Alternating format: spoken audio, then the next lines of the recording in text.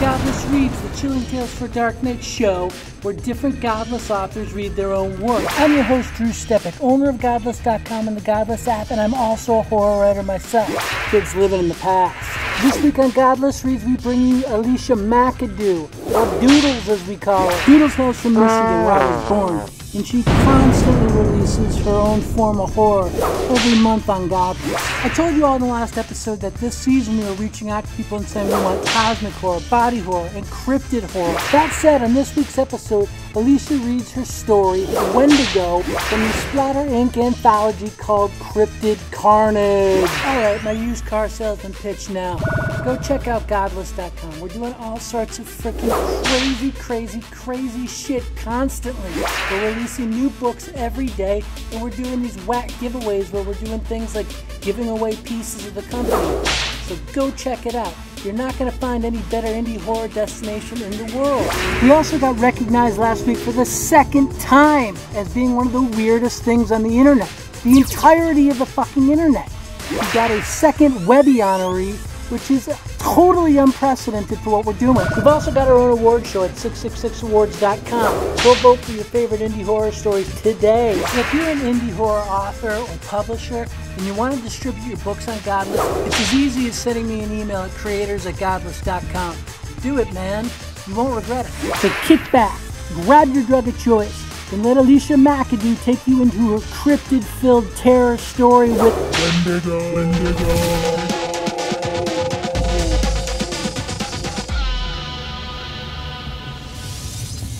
My name is Dr. Leo Milner, and I have created a grave mistake. I am a scientist who specializes in trying to cure diseases. However, I guess I am not the best at what I do. I was working on a new vaccine for the current disease that is running rampant. I was working for days straight without much sleep or time off. I will be the first to admit that I was getting sloppy with my work. In the last month, I may have slept maybe 20 hours. I know it's not an excuse, but it's the reason why I haven't been paying enough attention and when I mixed the vaccine incorrectly. My boss promised me a day off if I could get the vaccine done quickly, and I wanted to sleep. I wanted to sleep for a few days. It felt like my mind was overheating. I finished the vaccine, but realized too late the color was wrong. It was a bright purple when it should have been the color of gasoline. It was time to inject the test subject 0012365, otherwise known as Randy Briggs. He volunteered because he was one of the first few to have contracted the most recent virus strain. His time was spent in and out of comas at the lab. I had yet to inject him with anything because I wanted to be sure before putting something into his system. Sleep deprivation was becoming a very dangerous factor in my studies. I should have continued to get the vaccine right. Sleep felt like it was the gold prize to take home from all the hard work I had put in. Instead, I injected the bright purple concoction, and he woke up from his coma, and it seemed like he felt terrific. His vitals boosted within a couple hours, and by the end of the night, he had asked when he could go home for the first time in months. My boss was pleased, and I got a pat on the back, and I was finally able to go home and sleep. I stopped by my favorite restaurant, ordered a huge meal, went home. I slipped into my underwear, happy and no longer to be in my work clothes. I ate the entire meal and washed it down with my favorite beer. I went to sleep thinking how I might win the prize for my hard work. Prizes meant promotion and a raise. As I dozed off, I thought about how my life would drastically improve. It would mean no longer being underpaid, overworked scientist. I would be something heroic. That couldn't have been further from the truth. The entire weekend was dedicated to relaxing, eating until I thought I was going to vomit, and sleeping. By Monday, I was ready for my prize. I walked into work, scanned my badge, and went to my desk. I made some coffee and began sipping it, and then decided to check on Randy. "I feel funny," he mumbled to me as I was checking his vitals. He looked like he hadn't eaten in months. His skin had withered to the point where he was more of a skeleton than a man. It was yellowish gray, and his eyes were sunken. Frowning, I checked all the test results from the weekend. None of it made sense. Shortly after I left, he spiked a fever that looked like it had been unattended to by the weekend crew. The fever hit dangerous levels, and no one noticed. His tongue appeared slimier than average and looked like it had gotten longer. He was running a dangerously high fever. "Nurse Rachel, I need you in here stat," I screamed into the intercom. We always had a nurse on duty to ensure the volunteers didn't die. Nurse Rachel and Nurse Camellia were the two on rotating shifts. Nurse Camellia was the better of the two nurses, but couldn't work 24 hours a day, 7 days a week. Nurse Rachel was a bit lazy and took more smoke breaks than she should have. "Nurse Rachel!" I screamed again. After what seemed like an eternity, Nurse Rachel finally came wondering it. The fever had spiked again. Nurse Rachel finally saw my panic as the thermometer went over the dangerous level of boiled brains. We carefully picked him up and put him into an ice bath. Nurse Rachel called for another doctor, and I continued to take Randy's vitals. Nothing we tried was bringing his fever down. Finally, the doctor arrived, and all three of us tried like hell to get his fever down. Eventually, he went into seizure mode, and he started to seize up and convulse, splashing ice cubes everywhere. His teeth gnashed together loudly. Chunks of them went flying out of his mouth. He slumped into a trance-like state. His mouth was bloody, and his once straight teeth were jagged edges, that making them look like they were sharpened razors in his bleeding mouth. He stared into a distance as he stilled. His breathing became shallow and raspy. And nothing we were doing seemed to be helping him. It took several hours before we finally made progress with Randy. His fever dropped to 105 degrees Fahrenheit. He was no longer in a trance, but he kept mumbling that he was hungry. We brought him anything we could think of that would help boost his vitals. "Maybe you should inject him again. That cured the disease," Nurse Rachel tried to suggest helpfully. I could tell she needed a cigarette. Dr. Gibson sighed helplessly. "If we don't get this fever down, he could suffer from brain damage." Dr. Gibson was a good man who cared about all of his patients. He'd never gone out on a date because he was too invested in his job. It was the single most important thing to him.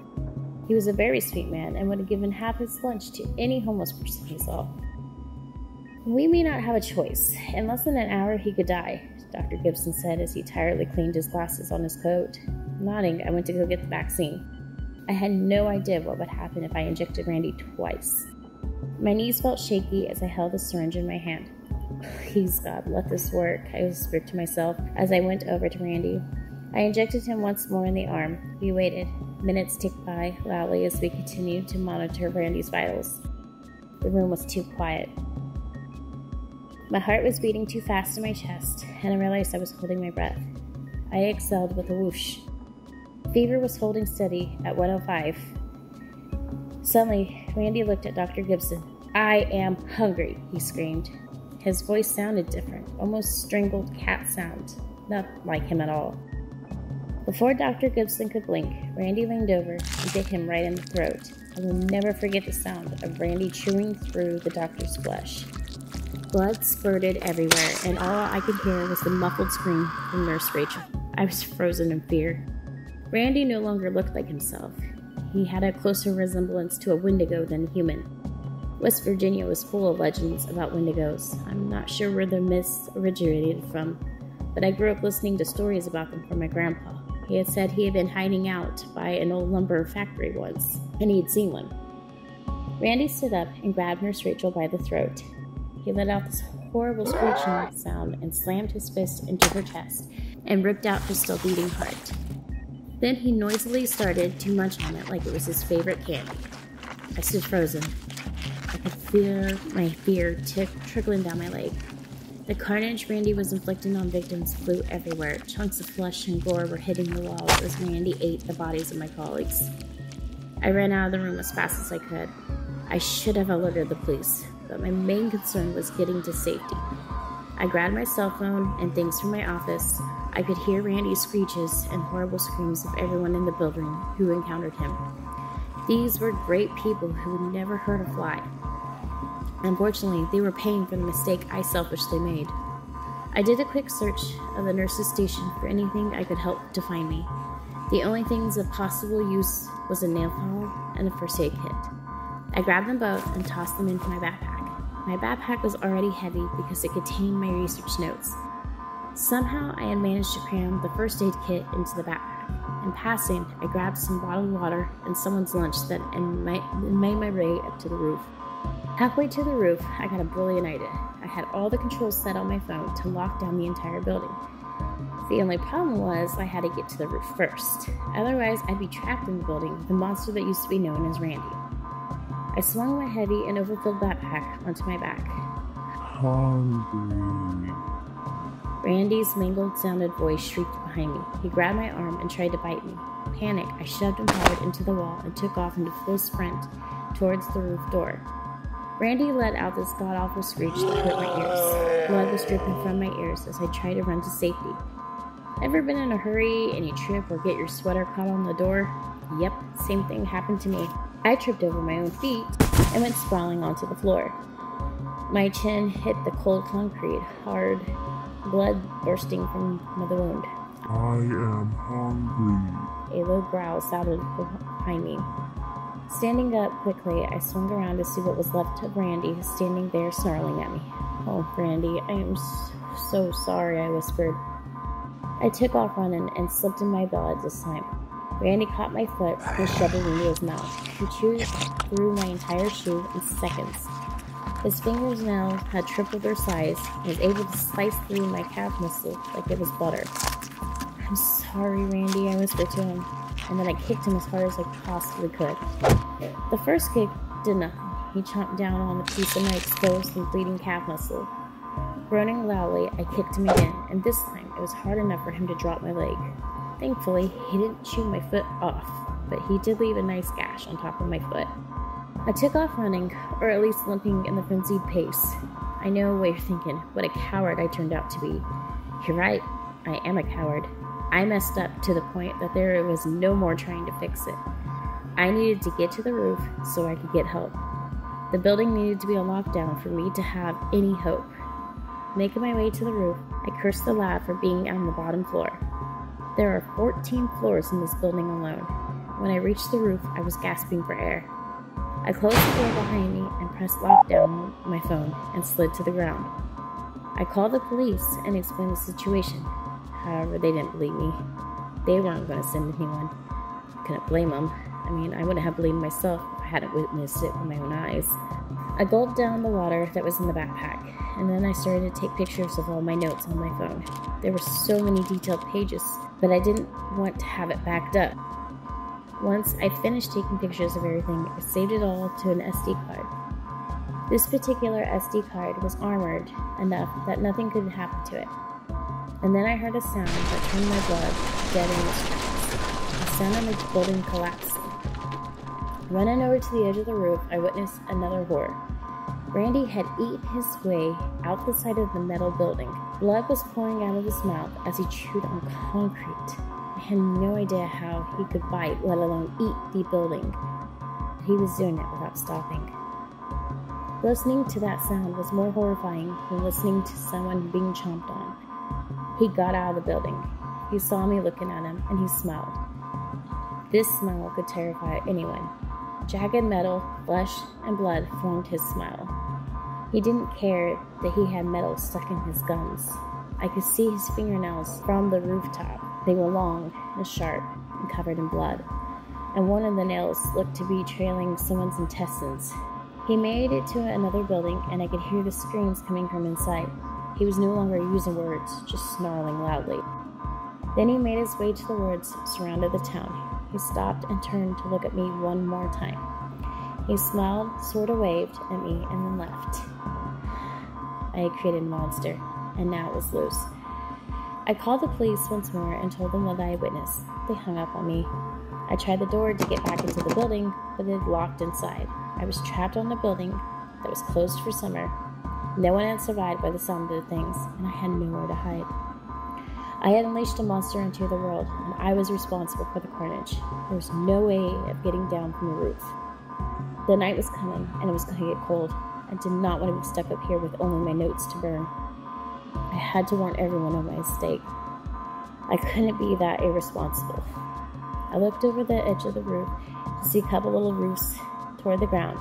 I could use the backpack as a way to grab onto the edges, almost like a grappling hook. Not my best idea, but I couldn't let Randy hurt anyone else. It was the best chance I could think of. Sighing wildly, I swung the backpack and caught it on the ledge. I used the other backpack strap to slingshot me to the ledge. barely made it. My calf was still bloody, so I slipped. I was not the most physically attuned guy, but I managed to crawl on the smaller roof by some miracle. The roof was smaller, and most of my body was hanging off of it. I swung the backpack again next to the ledge, and I flew over to the next ledge, but the backpack didn't hold me like it did last time. The backpack strap broke and rattled to the ground. I needed that. I bit my lip trying to concentrate. The backpack had a hole in the bottom now. The ledge was smaller than the one before it, and I was going to have to try and use the other strap. I couldn't stay on that ledge. I took a deep breath and launched myself into the next ledge. The backpack ripped entirely, and all my notes rained down to the ground. I slipped on my blood again, but this time I didn't correct myself. I fell off the roof, hitting 3 others on the way down to the ground. I broke both my legs and my phone screen. I tried to dial 911, but wasn't sure if I was dialing them or customer service for my phone. I was screaming from the pain and trying to tell whoever was on the other end, if anyone, about Randy. Then it started to rain, pelting me with hard droplets of water. I tried to use my arms to crawl out of the rain. The sky dumped a lot of liquid within seconds, and I was stuck in the mud. My hands were clawing at nothing but wet earth. Crack! I felt lightning pulse down my back. Please, come quick. Randy is a Wendigo, I whispered into my phone as everything went black.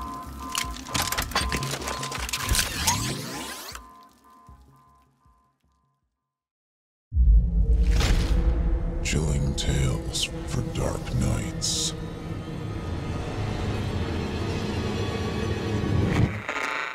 Want to make sure you never miss a Chilling Tales for Dark Nights video again?